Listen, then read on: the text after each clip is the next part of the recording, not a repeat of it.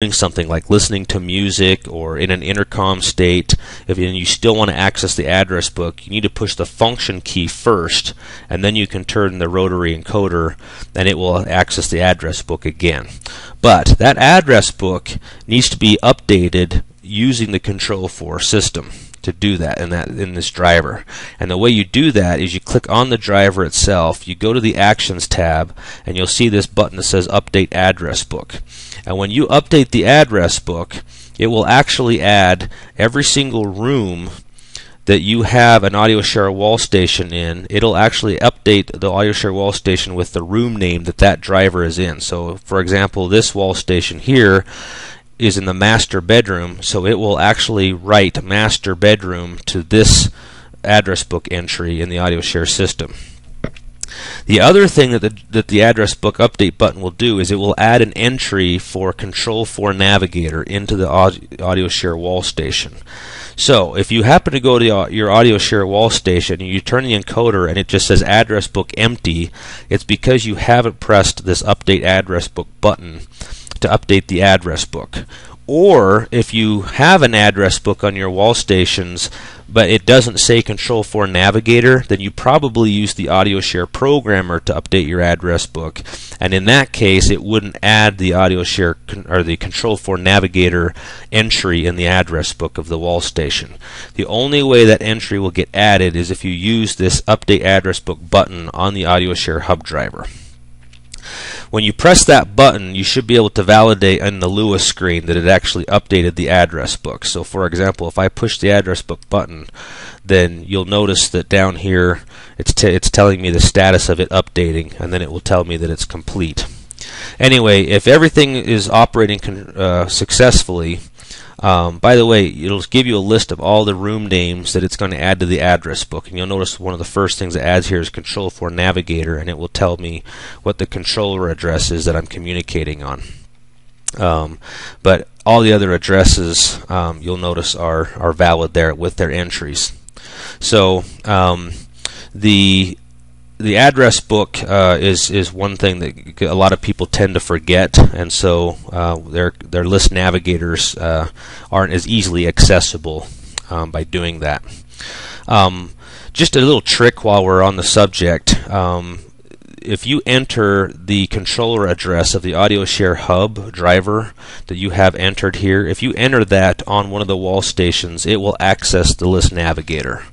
So that's another way of doing it. You could just push whatever enter that address in on the keypad, and it will also access the AudioShare list navigator. Okay, so anyway, we should have list navigator functionality if all this stuff is working to this point. Now let's troubleshoot the music endpoint capability. So one of the very common problems when we're thinking of audio endpoints is the way that we handle our I/O ports. Remember, AudioShare is a point-to-point audio network. It doesn't use traditional audio switching, audio matrix switching, like traditional audio distribution systems, including Control4 use. So there isn't an actual port called labeled 1 or a zone labeled 1 on an AudioShare system where you connect speaker wires out of or RCA cables in or out of. Each one of these I/O ports are virtual. They're abstracted by you defining what room would virtually be assigned to port 1. So when we think of physically connecting AudioShare ports to Control4 ports, we kind of have to use our imagination on the AudioShare side to imagine, okay, what am I going to assign to port 1? What room station am I going to assign to port 2? And you just have to make this list of how you want to do that. Now, let's say that in my system here, I've got my controller hooked into my controller is actually in the band room of this setup, and I want the wall station in that room to actually connect to the HC300 controller that's in that room. For both, so I can have audio coming out of the HC300 into the AudioShare system. So what I'm going to do is I'm just going to arbitrarily say that my I/O port 1 is going to be my band room.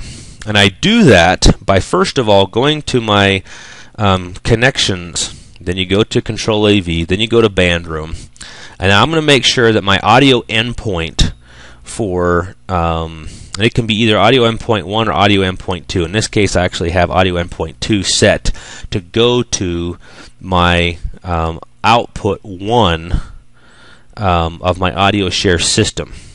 Now, by doing that, I have arbitrarily assigned port 1 of the AudioShare driver to be the band room wall station. That's how you do it. So now, if I go to my HC300 and I tell it where the audio out is wired to, it will be wired to port 1 of my AudioShare system. And you'll notice that that's how I have it set up here.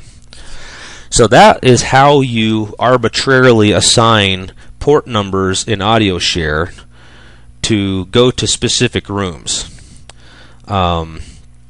Is you just basically tell it what room represent what port of the AudioShare system.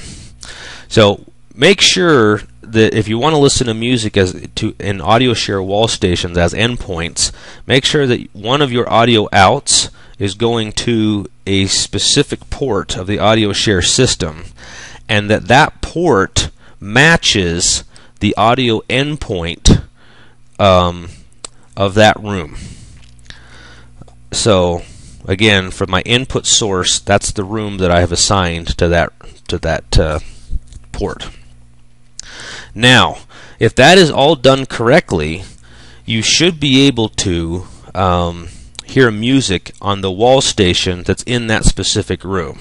Now, I have done this. You'll notice if you look at my port numbers down here, I have assigned audio endpoints to all of the AudioShare wall stations, and I've basically just done that by selecting the room. Like say I select my kitchen, and then I select my endpoint, and I just basically add it down to 2, and then I click on my next room and I add it to 3, and I just keep going down the list, just assigning what the endpoints are to those outputs.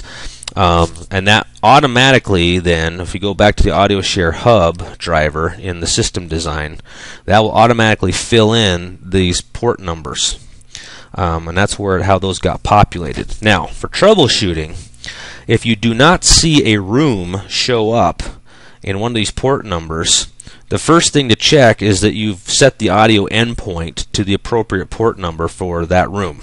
If you've done that and it's still not showing up here, that probably means that you have not entered a valid wall station address, or that driver is missing its Control4 room ID and room name. So just as a reminder, if we go back to the AudioShare wall station driver, we need to make sure the AudioShare address has a valid number in it that's not 0, and we need to make sure the C4 room ID has a valid number that's not 0, and we need to make sure the C4 room name has a valid name that's not blank or empty text. So what we're going to do is, if you've done that correctly, you should be able to have music going into an audio endpoint for that wall station. Now, another common problem is if you're in the list navigator and the navigator does not show, or when you go into the music section of navigator and it shows empty room, the most common problem there is that, again, you haven't set an audio endpoint for the room. So as long as you've set the audio endpoint for the room, then it should show up as valid music options for that room. Now, the last one that